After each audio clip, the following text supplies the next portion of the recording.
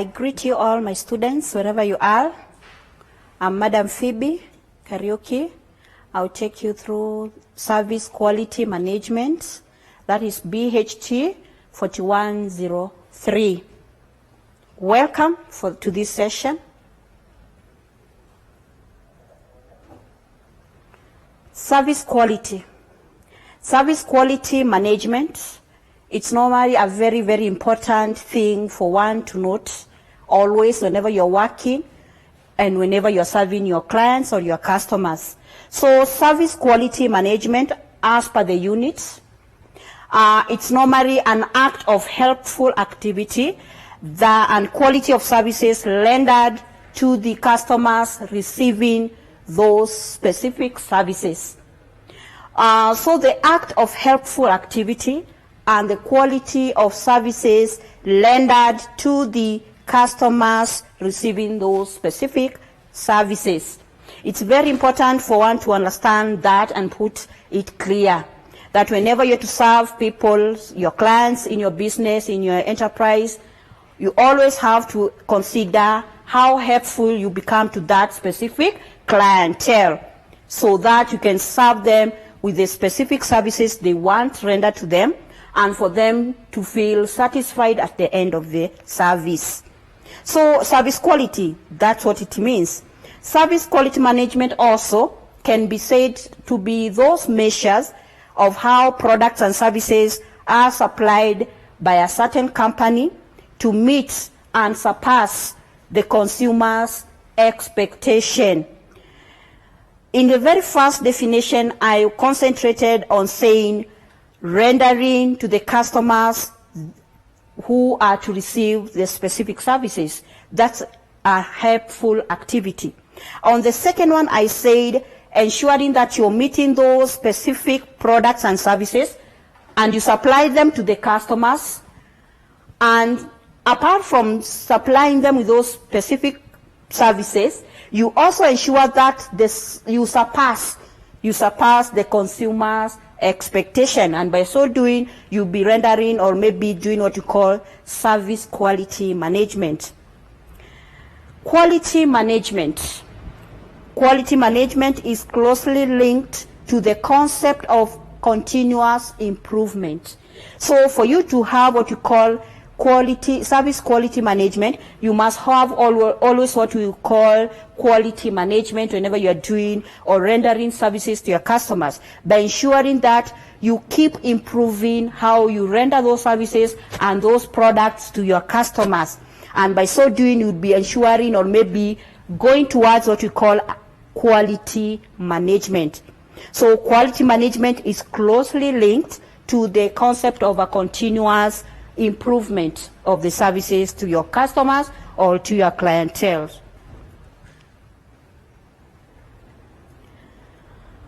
Then, since we've talked much about the issues of service quality and the quality management, whereby you ensure that you surpass the service customers' expectation of what they expected from you, you surpass that. That is quality management. Then service quality is now the way you supply those specific products and services to your customers to make them feel satisfied once they consume your services and your products. Then you have measuring service quality. How do you measure service quality, or how do you know you're providing the best service quality in your company, in your business, for your clients?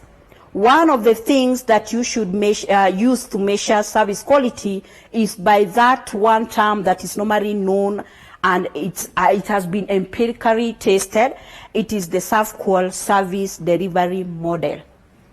And under this service quality model is whereby it gives you the specifics on how you can deliver or how you can give this service quality to your customers or to your clientele. And this model now specifies specific components where high quality services can be rendered to the customer. So measuring service quality, you have to use the ServQual model the SAFCOL service quality model, which is widely known, empirically tested, and generally accepted, so that every company, every individual will know once they are delivering a service to a customer, they are delivering the right services and the right way, and in the right way and manner. So that is SAFCOL service quality model. It highlights on the main components of the high quality services. This model normally highlights the specific main components of high quality services to the customers. These elements of service quality, which is RATA, are as follows: reliability. And when you talk about one component being the reliability, is the ability to perform the promised services dependably and accurately. You see, once you're delivering a service to your customer, you actually promise them, or maybe told them this is what you're going to provide, then you should be at the forefront to have what you call to be reliable, whereby you can perform those promised services dependably and also accurately. That is what you call reliability as one of the elements, all the components under the SAFCOL service quality model. And it's also, by doing so, you will be knowing you're under the measurement of offering the best service quality. The other one is assurance. Assurance is also another element or component which is in the SAFCOL model. And for you to know that you're using or measuring your service quality being delivered, or you are delivering to your customers, then you must know that all these components are within you and in your organization, so that at least you be measuring, or maybe you know that you're also delivering the services quality, the service quality to the best for your customers and for you all, for your clientele. So assurance. Assurance is just the knowledge and the courtesy of employees and their ability to convey trust and confidence. Assurance is the knowledge and the courtesy of employees to their and their ability to convey trust and confidence to or upon their customers. So with the issue of this component assurance, you've first of all certified the issue of reliability, where you become reliable and you're dependable. Your customer can depend on you again and again. They can come back to you.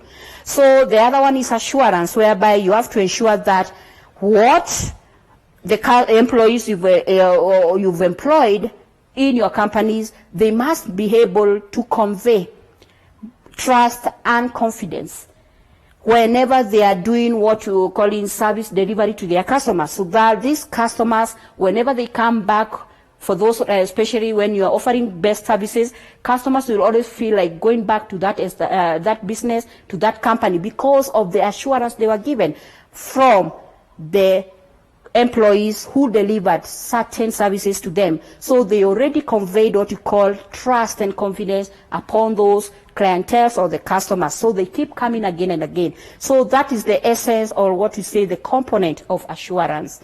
You have to assure your customers. The other component or element under the SAFCOL model is the tangibles. The tangibles. And when you talk about the tangibles, these are the physical facilities, equipments, personnel, and also the communication system or materials people are using, or maybe a company is using, towards delivering a service quality. You must ensure that if you are to deliver a service, those delivering service systems are friendlier, are comfortable, are making customers to feel satisfied whenever they are to consume a service from your establishment. So tangibles normally are the appearances of the physical facilities, equipment, personnel, and also the communication material. They should be very, very much appealing to the customers, so that they keep coming again and again to consume the services you are delivering to them, because of the tangibles that were there in your company or in your establishment.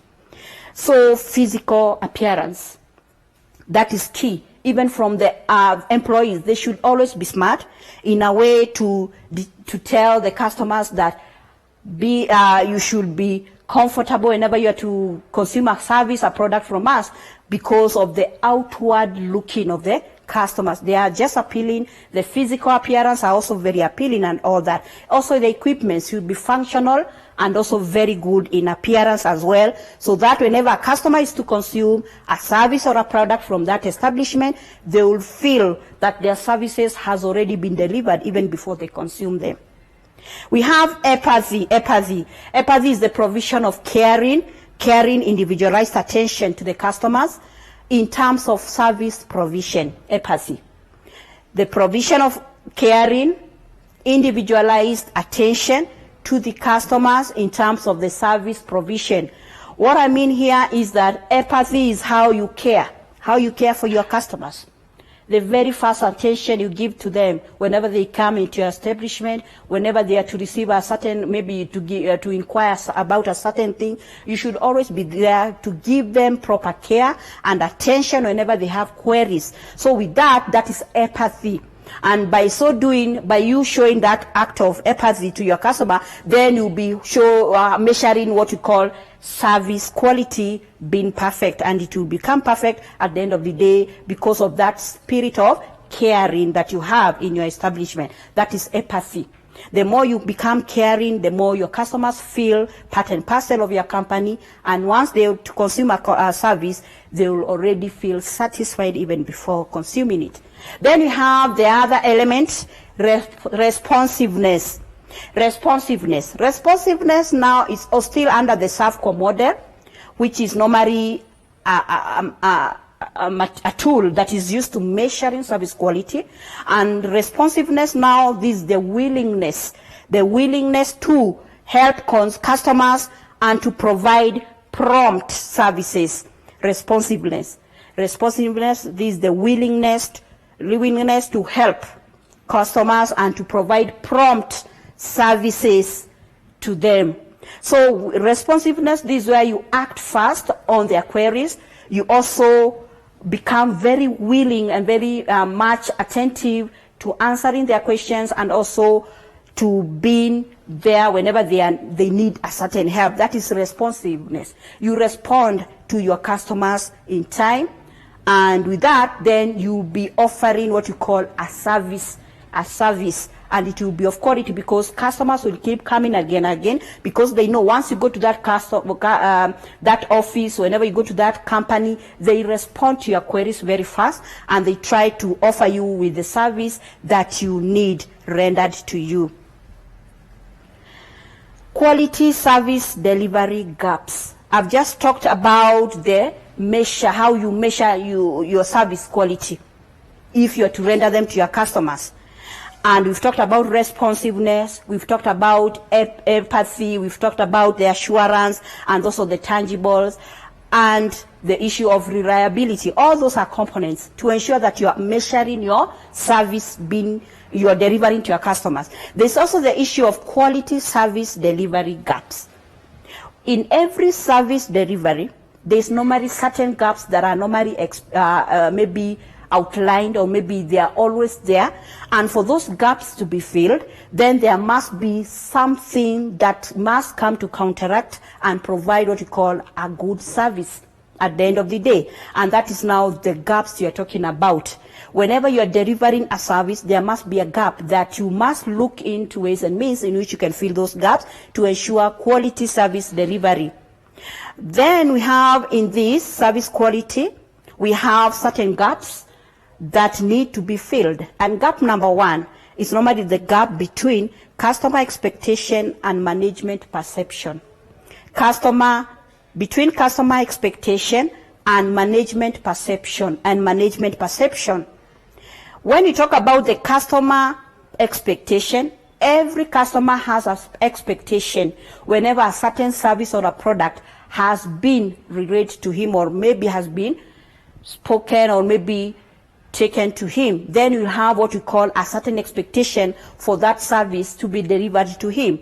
Then that customer expectation we'll have also what you call management of the perception. The customer will have a feeling, that's so now what you call a perception. We'll have a feeling of maybe wanting that specific expectation he had to be fulfilled. So this gap one, it's between the customer expectation and the management of the perception the customer already has or has attained. So this is when the management does not correctly perceive what the customer wants. So under the customer expectation, of course, the customer has got some certain expectation, but you as the service deliverer, you will not automatically know what the customer is feeling about that specific service you are to offer or deliver. So that is now the gap one.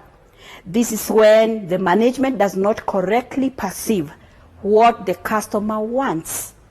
Then it remains as a gap. Nobody knows how or when maybe that expectation can be perception can be corrected. So that is perceived. That is a gap left. So gap one. Then we have gap two. When you talk about gap two, it's between the management perception and the service quality specification and the service quality specification. So gap two between management perception and the service quality specification. This is not setting appropriate performance standard. For example, would be when a hospital administrator instructs nurses to a request fast and not specifying how fast. So with this, we find that every management has got some feeling or some perception of how maybe it's to deliver a certain service to a customer. But they do not really know how that service quality is going to be specifically meeting those specific perceptions of the management. So this is now another gap that now the management fails to know how maybe to fill in the gap by ensuring that they are doing or setting an appropriate performance standard for ensuring there's a service quality specification met to those specific customers. So that one remains also as a gap. So when we have all these gaps, then it becomes necessary when those gaps are realized so that then a specific thing can come into being to counteracting or maybe to correcting all these gaps and also filling these gaps. Gap number three, we have between service quality specification and service delivery to customers. And this means that this is when there is a poorly trained personnel, incapable or unwilling to meet the required set standard for the service quality. Gap three, I've said it's between service quality specification and service delivery to customers. That's a gap because whenever there's a service to be rendered, then there's maybe there's a poor trained personnel who are incapable of meeting the required set standards to deliver those quality services or service quality to the customers or the clientele. So that one now becomes another gap that has been established. Gap four, between service delivery and the external communication. And these are now the statements made by the company offering services and the various statements offered. So we find that every company, they normally have maybe service delivery and how they can deliver them, but there's always a gap somewhere that may come between the service delivery and also the external communication. How do you communicate? Is it through advertisement? Is it through online advertisement, or maybe the television and all those kind of face-to-face kind of a communication? Then that way it becomes now a problem now to detect which is the best to ensure we have what you call proper service delivery to the customers. So this between service delivery and the external communication, now poses or maybe brings the challenge to form what you call now a gap, which is now between service delivery, how is that service going to be delivered, and the external communication. These are the statements, which I'm now saying these are the statements made by the company offering services and the various advertisements offered. So all these now, between the two now, forms what you call a gap, because no proper way of communication, maybe either through advertisement, has been detected to be the best to delivering the service quality and also to communicate to the people. And now that's why we have the specific gap. Then we have gap 5. Gap 5 now is normally between the expected services and the experienced services. The expected services and the experienced services. This is when customers misinterpret. This is when customers misinterpret the service quality offered or being delivered. Mostly we find that despite how good you try to deliver best services to your customers, you find that these customers still will never say that I was satisfied. They will continue saying I was dissatisfied with their customer. I went to that hotel, I was dissatisfied. No matter how good you try to do to satisfy your customers, they will still say in one way or the other, I was never satisfied in that hotel, in that institution, in that organization. They did this, they did that. So it is now a gap that has been formed because you never know the expected services your customers have and the experienced services. You don't know exactly what you gave as a service, what you rendered as a service to your customer was satisfying to them, because no matter how you tried delivering those services, the customer still say they were dissatisfied. Now that forms as a gap, which is normally between the expected services and the experienced services. And I've said this is when customers misinterpret. There must be a misinterpretation, because no matter how good you do things, you deliver your services to your customers, you want them to be satisfied at the end of the day, they will still end up saying, I was dissatisfied. So that is now the 5 gaps I've identified for you. This gap 1, that is between the customer expectation and the management perception. Then management perception gap 2, between management perception and the service delivery, the service quality specification. That is also another gap, which I've said that since we have management perception, what they really want or maybe feel about a certain service and how it should be delivered, but still there is the essence of service quality specification, which specific service quality is to be rendered. That one now forms another very big gap that comes in between the perception and the service quality specification. Then gap 3, I've talked about between service quality specification and the service delivery to customers.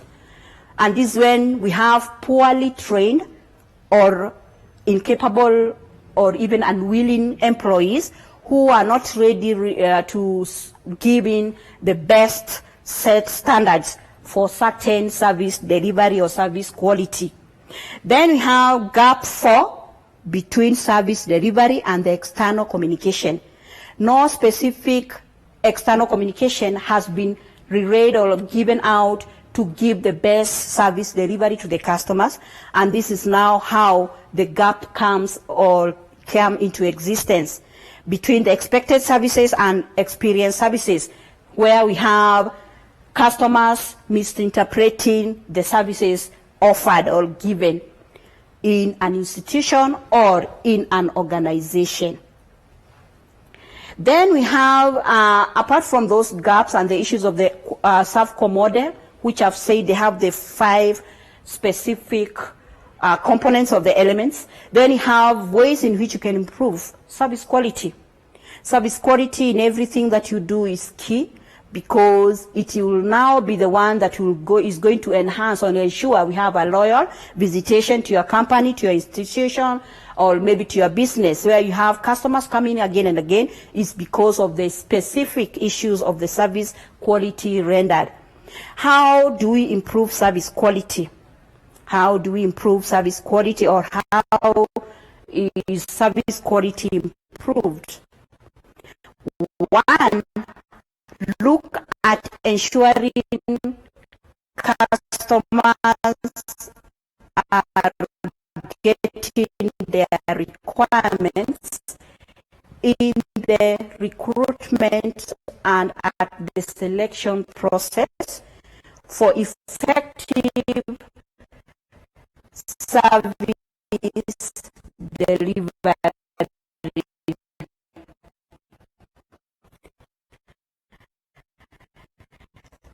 Look at ensuring customers are getting their requirements into the recruitment and at the selection process for effective service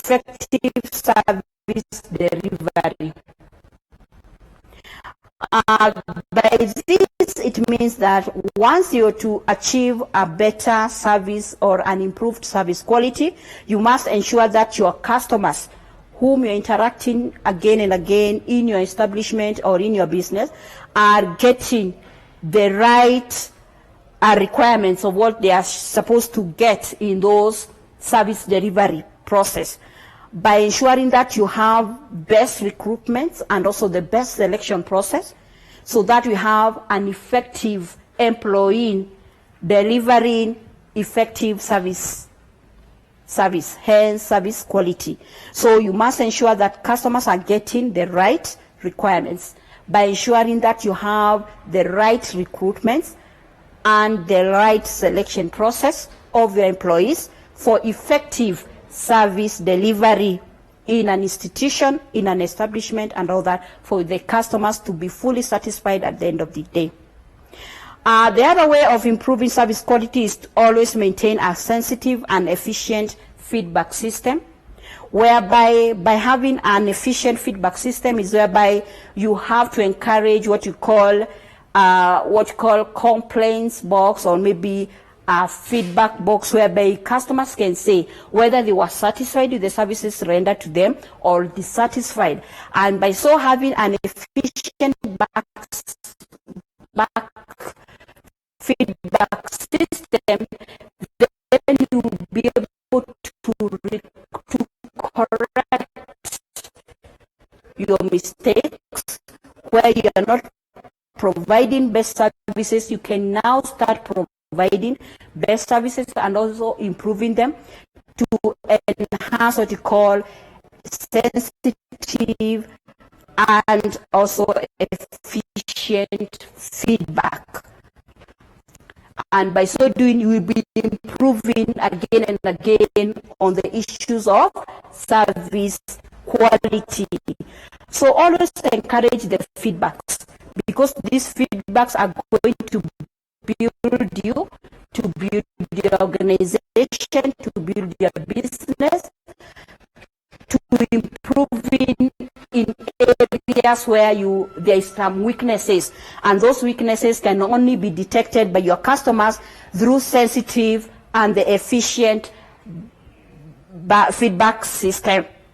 Establish standard operating procedures in your company, offering services to the customers for service satisfaction.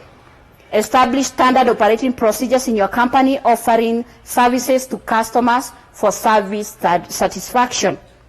The other way in which you can improve is to set clear standards of performance, detailing the minimum operating criteria and revisiting them again or often. And by so doing, you're going to improve your service quality. The other thing is you have to focus on training and retraining, especially on the specific jobs for your employees, so that they continue improving on ways of delivering services to your customers. And by so doing, you will be improving your service quality. Always motivate your staff members so that they can have the urge to offer great services to the customers. And the last one, always have a strong recovery strategies in your company. Importance of service quality: ensure superior quality products and services to customers. Ensure superior quality products and services to customers. It's also essential for customer satisfaction, which leads to customer loyalty. Helps an organization to design and create products